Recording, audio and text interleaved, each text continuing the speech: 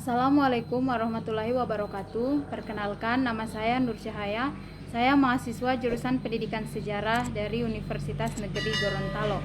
Baik, kali ini saya akan mengulas sedikit tentang artikel yang telah kelompok saya buat, yang berjudul Bahasa dan Kajian Sosiokultural di Gorontalo. Gorontalo merupakan provinsi yang masyarakatnya terdiri dari berbagai suku. Ada yang suku Jawa, Bugis, Buol, Sanger, suku Tolaki, dan masih banyak suku lainnya yang mendiami provinsi Gorontalo. Ada juga etnik pendatang lain seperti Cina dan juga Arab yang telah membentuk perkampungan di provinsi Gorontalo. Ada banyak faktor yang mempengaruhi perpindahan mereka ke Gorontalo. Di antaranya faktor pernikahan, yaitu orang luar yang menikah dengan orang Gorontalo dan menetap di Provinsi Gorontalo. Selain itu ada juga faktor perdagangan dan faktor pendidikan.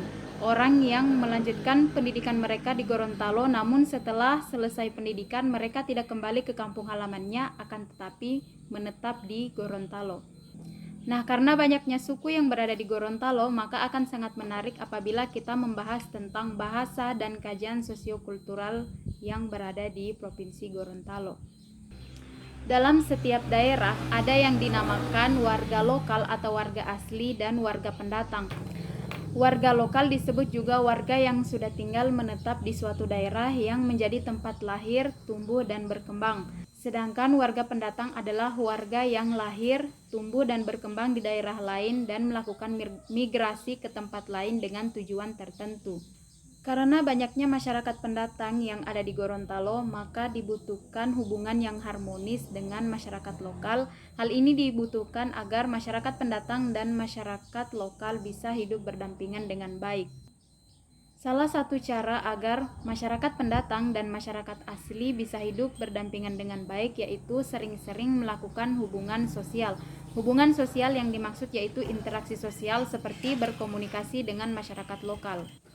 Dalam hal berkomunikasi, tentu saja ada perbedaan bahasa antara masyarakat pendatang dan juga masyarakat asli. Nah, disinilah terkadang masyarakat pendatang merasa sulit untuk berkomunikasi dengan masyarakat asli dikarenakan perbedaan bahasa itu sendiri. Di saat seperti inilah dibutuhkan kerjasama antara masyarakat pendatang dan juga masyarakat asli, di mana masyarakat asli harus membantu mengajarkan bahasa daerah mereka kepada masyarakat pendatang agar masyarakat pendatang bisa berkomunikasi dengan baik dengan sesama masyarakat asli. Begitu juga yang terjadi di Gorontalo, masyarakat lokal membantu masyarakat pendatang agar mereka bisa berkomunikasi menggunakan bahasa daerah Gorontalo.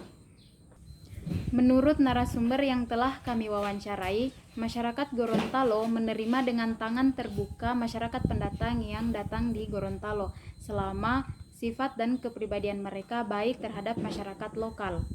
Pernyataan ini bukan hanya diucapkan belaka, namun juga dibuktikan dengan tindakan, yaitu di mana masyarakat lokal, dalam hal ini orang Gorontalo, mengajarkan bahasa daerah mereka kepada masyarakat pendatang. Sampai akhirnya masyarakat pendatang pun dapat berkomunikasi dengan masyarakat Gorontalo dengan baik. Sehingga lama-kelamaan masyarakat pendatang pun mampu berbahasa Gorontalo tanpa meninggalkan atau melupakan bahasa daerah mereka sendiri. Bagi masyarakat pendatang yang berada di luar wilayah yang bukan merupakan wilayahnya, belajar menggunakan bahasa daerah setempat adalah hal penting yang harus dilakukan, karena hal itu merupakan salah satu cara beradaptasi di wilayah mereka yang baru. Nah, setelah masyarakat pendatang fasih menggunakan bahasa daerah setempat, maka hubungan dengan masyarakat lokal akan semakin kental. Namun, bukan berarti masyarakat pendatang ini melupakan bahasa daerah mereka sendiri. Mereka tetap menggunakan bahasa daerah mereka ketika mereka bertemu dengan orang yang berasal dari wilayah atau daerah yang sama.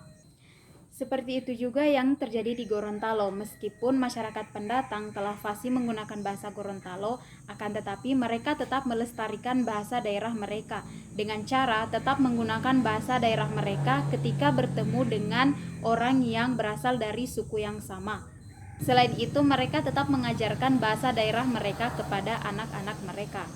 Jadi meskipun anak mereka lahir dan besar di Gorontalo serta mengetahui bahasa Gorontalo, mereka tidak melupakan bahasa daerah orang tuanya. Hal ini mereka lakukan karena mereka sadar pentingnya untuk tetap melestarikan bahasa daerah meskipun mereka berada di daerah lain, agar bahasa daerah mereka tidak hilang ataupun punah, sehingga bahasa sebagai identitas budaya tetap ada. Nah, berbicara mengenai bahasa daerah di Gorontalo sendiri, terutama di bagian perkotaan, penggunaan bahasa daerah di kalangan anak muda itu sangat kurang. Padahal seharusnya merekalah yang tetap menggunakan bahasa daerah mereka karena merekalah sebagai generasi penerus. Seharusnya masyarakat pendatang yang telah fasih menggunakan bahasa Gorontalo menjadi cambukan untuk anak muda yang berada di Gorontalo atau anak muda asli Gorontalo. Harusnya mereka tetap menggunakan bahasa daerah mereka sendiri, karena masyarakat pendatang yang bukan merupakan masyarakat Gorontalo pun sudah menguasai bahasa Gorontalo, apalagi mereka yang merupakan warga asli dari Gorontalo. Harusnya merekalah yang lebih fasih atau lebih menguasai bahasa Gorontalo. Jika bahasa daerah tidak dibiasakan dari sekarang, maka dikhawatirkan para generasi muda lama-kelamaan akan merasa asing dengan bahasa daerahnya sendiri, dan tentu saja ini akan berakibat fatal terhadap nilai budaya nantinya.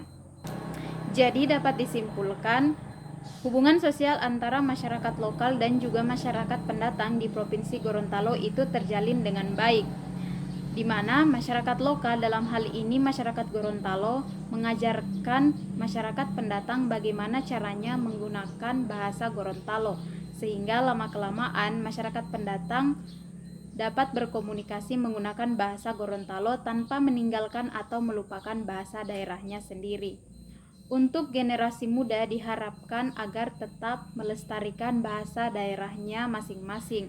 Hal ini sangat penting dilakukan agar bahasa sebagai identitas budaya tetap ada dan tidak akan hilang ataupun punah. Baik, cukup sekian apa yang dapat saya sampaikan. Kurang lebihnya mohon dimaafkan. Assalamualaikum warahmatullahi wabarakatuh.